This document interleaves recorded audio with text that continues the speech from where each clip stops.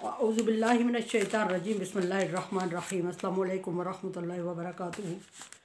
सूरह हिज्र मेरे सामने और सूरह हिज्र की आयत नंबर 19 है, पारा नंबर 14 है और रुकू नंबर 2 चल रहा है। आयत नंबर 18 में अल्लाह तबारक व तआला ने मुनकरीन का जिक्र करते हुए फरमाया कि नबी, अगर मैं इनको आसमान तक रसाई दे दूँ और इनके सामने आसमान के दरवाज़े खोल दूँ और सारे ख़जाने इनको दिखा दूँ, जन्नत और जहन्नम की सैर करवा दूँ, तो फिर भी इन्होंने यकीन नहीं करना और ये कोई ना कोई बात बहाना आपके पास ले आएंगे और उस वक्त ये कहेंगे कि हम जादू के असर में थे, हम पे जादू कर दिया गया था, तब हमें ये चीज़ें नज़र आईं। और कोई ना कोई बहाना बना के ये आप सल्लल्लाहु अलैहि वसल्लम को परेशान ज़रूर करेंगे। नेमतों का जिक्र फरमा रहे हैं अल्लाह तबारक व तआला, और नेमतों का जिक्र फरमाते हुए अल्लाह तबारक व तआला ने यहाँ ज़मीन का जिक्र फरमाया। कायनात में जो मुश्किल और सबसे बड़ी तख्लीक है वो ज़मीन और आसमान है। अल्लाह तबारक व तआला ने ज़मीन और आसमान का जिक्र फरमाते हुए फरमाया कि ज़मीन का जिक्र फरमाया कि अर्ज़ मद्ददनाहा, और ये इंसानों के लिए मैंने ज़मीन को फैला दिया। मद्ददना फैला दिया, लंबा कर दिया, कशादा कर दिया, चौड़ा कर दिया। अलकैना फ़ीहा रवासिया, और फिर इसमें ठहराव के लिए पहाड़ों को गाड़ दिया। ज़मीन को लंबा करने का मतलब यह है कि ज़मीन को खूबसूरत बना के एक चादर की तरह बिछा दिया, और जिस तरह के चादर के कोनों को पकड़ के खींच के सेट करते हैं, लंबा करते हैं, बगैर किसी सिलवट के चादर सीधी हो जाती है, इस तरह अल्लाह तबारक व तआला ने ज़मीन को सेट किया और ज़मीन की सिलवटों को सीधा किया और इसको इंसान के रहाइश के काबिल बनाया और ख़ूबसूरत तरीन इसमें सब्ज़ा भी उगा दिया। वो बात की बात फिर फरमाया कि अलकैना फ़ीहा रवासिया, और मुख्तलिफ़ रवायात में यह है कि जब ज़मीन को अल्लाह तबारक व तआला ने तख्लीक किया 6 दिनों में, और 7वें दिन अल्लाह तबारक व तआला आसमान की तरफ मुतवज्जे हुए, तो 6 दिनों में ज़मीन को तख्लीक करने के बाद ज़मीन में झूल आने लगी, और उस झूल को सही सीधा और मजबूत करने के लिए अल्लाह तबारक व तआला ने इसको पहाड़ कील गाड़ दिए, पहाड़ों को कील नमा गाड़ दिया इसमें, ताकि ज़मीन अपनी जगह से हिले ना और इंसान का या मखलूक का बोझ महसूस करते हुए झूल ना खा जाए। फरमाया कि हमने इसको गाड़ दिया और फिर पहाड़ों को गाड़ के इसको मजबूत कर दिया। फिर फरमाया यहाँ के अम्बतना फ़ीहा मिन कुल्लि शैइन मौज़िनिन, अम्बतना मिन कुल्लि शैइन मौज़िनिन, हर एक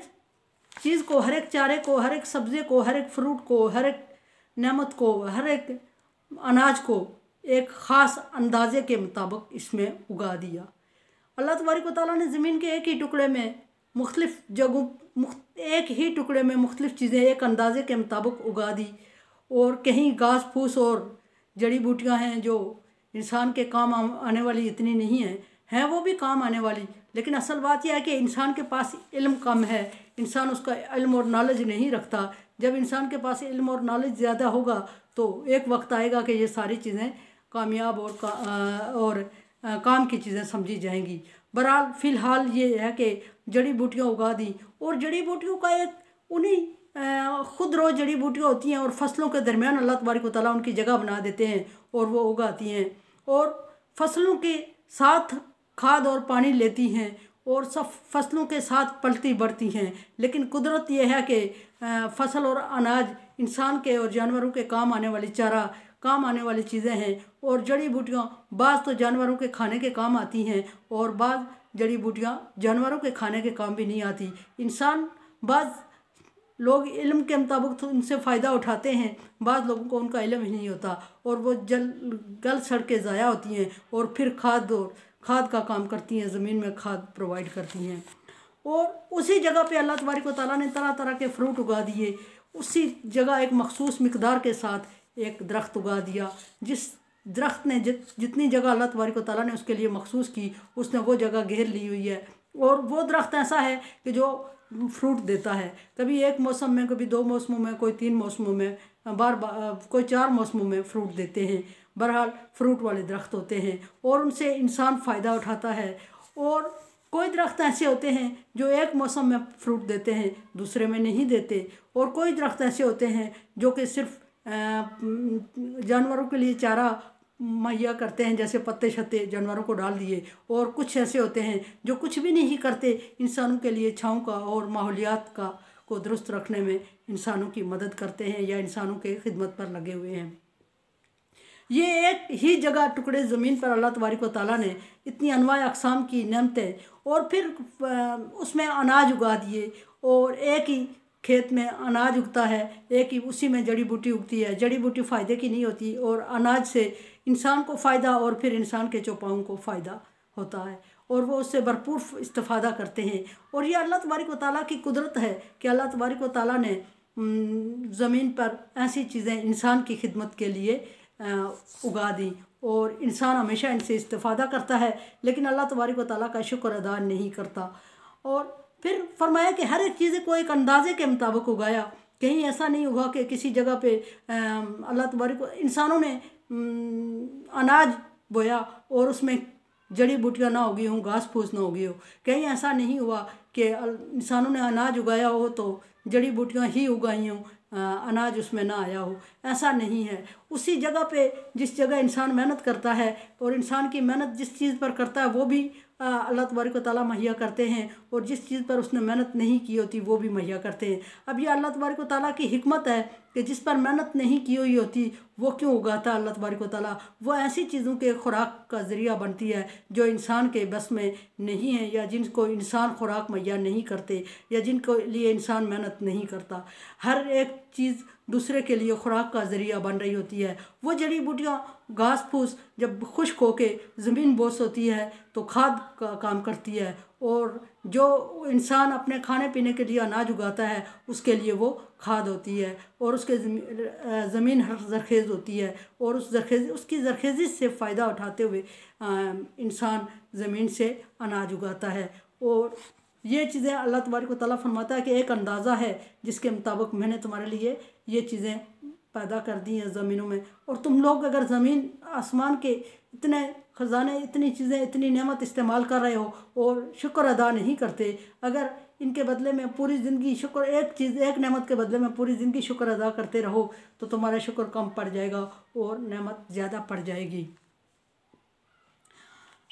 पीछे एक हदीस में अल्लाह तबारक व तआला ने आयत में था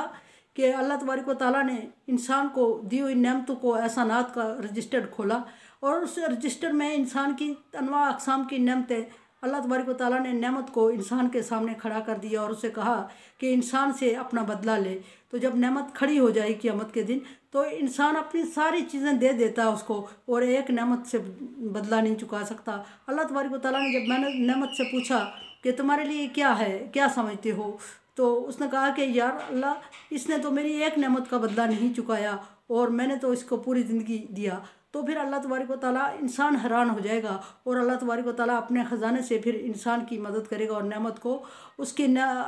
बदला देगा अपने तरफ से, और इंसान को उसमें कोई जगह नहीं होगी, और इंसान अपने ऊपर किए गए एहसान का बदला नहीं कर सकेगा। फिर फरमाया चुका नहीं सकेगा। फिर फरमाया कि जालना लकुम फ़ीहा माइशा, और फिर इसी ज़मीन को तुम्हारे लिए दिन बनाया, और फिर इसी ज़मीन को तुम्हारे लिए ज़रिया माश बनाया, और मईशत का इंतज़ाम किया तुम्हारे लिए, और तरह तरह के रिज़्क़ उगाए, तरह तरह की फसलें चारे उगा के, और उनको बेच के तुम मईशत, ज़रिया माइशत है तुम्हारे लिए, और ज़रिया माश हासिल करते हो, माश, और अपनी सलाहियत के मुताबिक उसमें मेहनत करके, कोशिश करके आप अनाज और दूसरी चीज़ें हासिल करते हो, और पूरी ज़िंदगी के लिए जितनी तुम्हारी ज़िंदगी है उसके लिए ज़रिया माश होता है वो तुम्हारे लिए। और अल्लाह तबारक व तआला फरमा रहे हैं कि वमन लस्तुम लहू बिराज़िकीन, और फिर सिर्फ तुम्हारे लिए उस ज़मीन को तुम मेहनत करते हो और तुम्हारे लिए ज़रिया माश बनाया उस ज़मीन को, ज़मीन तुम्हारे लिए अनाज उगाती है, कुछ खाने के इस्तेमाल में लाते हो, कुछ बेच देते हो, और उससे बाकी ज़रूरियात ज़िंदगी पूरी करते हो। लेकिन ये नहीं कि जो इंसान ने मेहनत की उसी के लिए ज़रिया माश बनाया, लस्तम, जिसके लिए तुम मेहनत नहीं करते उसको भी उसी में से रिज़्क़ देता हूँ। और किस में से रिज़्क़ देता है? जिसके लिए इंसान मेहनत नहीं करता। कीड़े मकोड़े, चरिंद परिंद और इंसान के जानवर, चौपाए और वो चीज़ें जिनको जो इंसान बज़ाहिर समझता है कि उसके फ़ायदे की नहीं है, उनके लिए अल्लाह तबारक व तआला ने उसी ज़मीन से अनाज प्रोवाइड किया जिस ज़मीन से इंसान को दिया। लेकिन फ़र्क इतना है कि इंसान से अल्लाह तबारक व तआला ने मेहनत करवाई और उसको मेहनत के बदले में तो अगर इंसान अपनी मेहनत पे जाए तो एक दाना भी उसके मेहनत से कहीं ज़्यादा होता है। लेकिन अल्लाह तबारक व तआला ने इंसान को अशरफुल मखलूक़ात होने का हक़ अदा करने के लिए मेहनत करने का हुक्म दिया। लैसल इंसान इल्ला मा सआ, इंसान को वो मिलता है जिसकी वो कोशिश करता है। सो इंसान को मेहनत पे लगा दिया और रिज़्क अता किया, वरना रिज़्क इंसान की मेहनत का मोहताज नहीं है। रिज़्क वहाँ भी पहुँचता है जहाँ इंसान मेहनत नहीं करता, उस जगह भी पहुँचता है जो चीज़ मेहनत करने के काबिल ही नहीं है, और उस जगह भी पहुँचता है जहाँ इंसान मेहनत करके ख़ुद भी हासिल करता है और दूसरी चीज़ों के लिए भी अनाज का रोज़ी का ज़रिया बनाता है। जैसे मवेशियों के लिए इंसान मेहनत करता है तो उससे उसके मवेशियों के लिए अनाज चारा मुहैया होता है, अपने लिए मेहनत करता है तो अनाज मुहैया करता है, रिज़्क मुहैया करता है। लेकिन कहीं ऐसी चीज़ें हैं जिसको जो इंसान के इल्म में भी नहीं है, वो भी उसी ज़मीन में से खा रही हैं, कीड़े मकोड़े, जरसूमे वगैरह, और वो कहीं ऐसी चीज़ें हैं जो कि इंसान के इल्म और नॉलेज में है ही नहीं, और वो भी इसी ज़मीन में से खा रही हैं। और उन्हीं चीज़ों को अल्लाह तबारक व तआला ने दूसरी चीज़ों के लिए ज़रिया रिज़्क बनाया। और वही चीज़ कीड़े मकोड़े वही पत्ते खा रहे होते हैं जो इंसान समझता है कि ये कीड़े मकोड़े उसके फ़ायदे के नहीं हैं, उसके लिए नुकसानदेह हैं। हकीकत में वो उसके लिए फ़ायदे का सबब होते हैं। और उसकी सांस से इंसान फ़ायदा हासिल करता है, उसके चलने फिरने से, उसकी फ़र से, और उसके फजला जो वो डालता है ज़मीन में, वो इंसान के लिए कारआमद साबित होता है कि ज़मीन के लिए खाद होता है और उससे अनाज उगने में मदद होती है। और जब ये कीड़े मकोड़े गल सड़ जाते हैं, मर जाते हैं, तो वो उनकी डेड बॉडीज़ जो होती हैं वो जिस ज़मीन में खाद का इंतज़ाम करती हैं, जिस ज़मीन से इंसान को मेहनत करके हासिल करने का हुक्म दिया गया है। और ये चीज़ें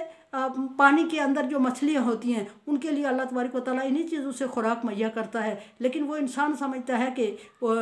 मैं मेहनत करता हूँ तो हासिल करता हूँ, बल्कि अल्लाह तबारक व तआला उन चीज़ों को भी देता है जो मेहनत नहीं करते, और इन चीज़ों को भी इंसान के रिज़्क का सबब बनाता है जिनके लिए इंसान मेहनत नहीं करता, और उन चीज़ों को भी इंसान के रिज़्क का सबब बनाता है जो इंसान के नॉलेज में ही नहीं है, इंसान उनको समझ ही नहीं पाता, वो दूर तक इंसान की समझ में नहीं आती, लेकिन इंसान के रिज़्क हासिल करने में इंसान की मददगार होती हैं। अल्लाह तबारक व तआला फरमा रहा है कि इसी ज़मीन में तुम्हें मारूंगा, पैदा किया इसी से, और इसी में तुम्हें मारूंगा, और इसी से दोबारा उठाए जाओगे। और यही ज़मीन इंसान से बादल से की सूरत में बरसता हुआ पानी जज़्ब करके इंसान के लिए हमेशा उसके फ़िल्टर करके पीने के काबिल बनाती है।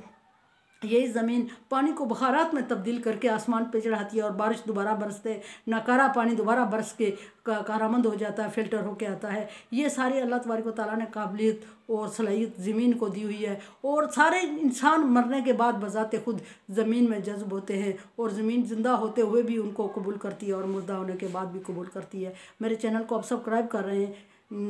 Thank you so much. Channel को सब्सक्राइब करें और शेयर करें, सदका जारिया में मेरा साथ दें। अल्लाह हाफिज़।